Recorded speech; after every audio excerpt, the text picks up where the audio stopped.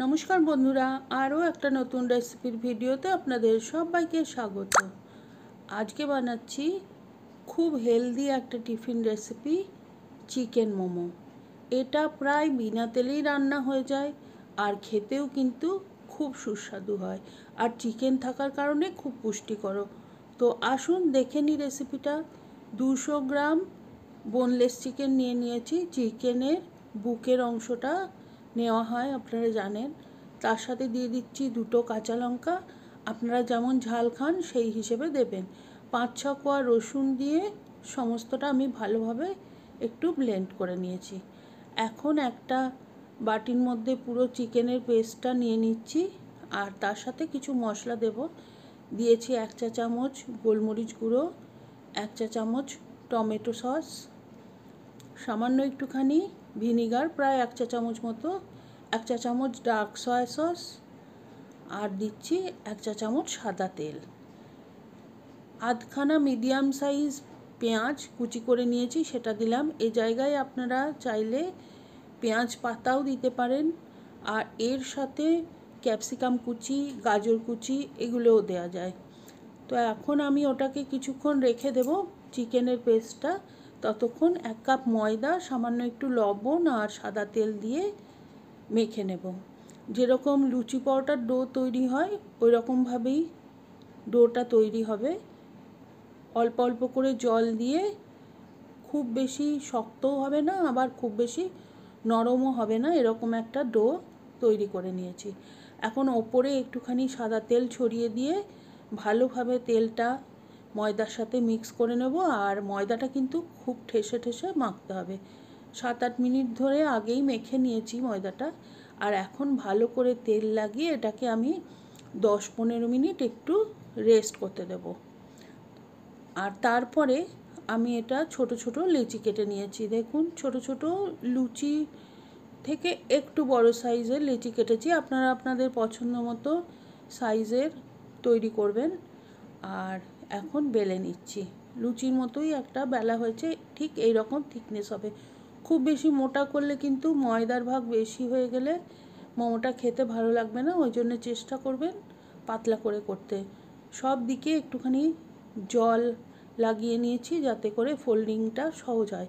মাঝখানে দিয়ে দিয়েছি চিকেনের পুরটা, আর এখন ফোল্ড করে নেব। মোমোগুলো বিভিন্নভাবে ফোল্ড করা যায়, আমি আমার সুবিধে মতো ফোল্ড করে নিই। দেখুন, আমি কয়েকটা ফোল্ডিং টেকনিক দেখিয়ে দিচ্ছি, এর মধ্যে যেটা আপনাদের সুবিধে মনে হবে সেটা দিয়েই করতে পারেন। একই রকমভাবে ধারে একটুখানি জল হাত লাগিয়ে নিয়েছি, আর এখন চিকেনের পুরটা দিয়ে আমি আরও একটা মোমো বানিয়ে নিচ্ছি। এটা দেখুন, এই টেকনিকটা খুবই সহজ।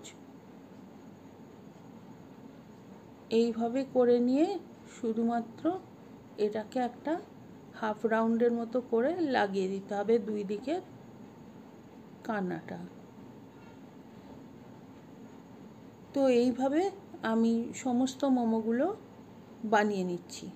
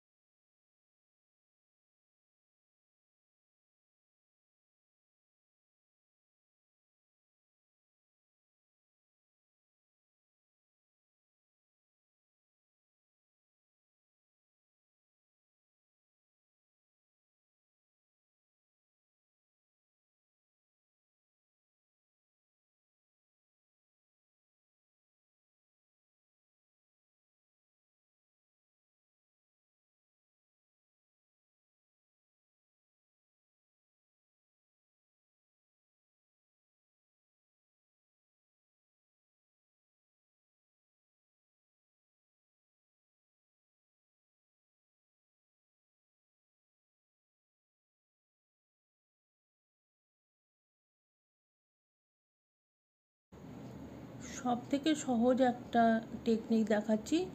এই টেকনিকে একটা পটলির মতো তৈরি হবে, এভাবেও আপনারা কিন্তু মোমোগুলো বানিয়ে নিতে পারেন।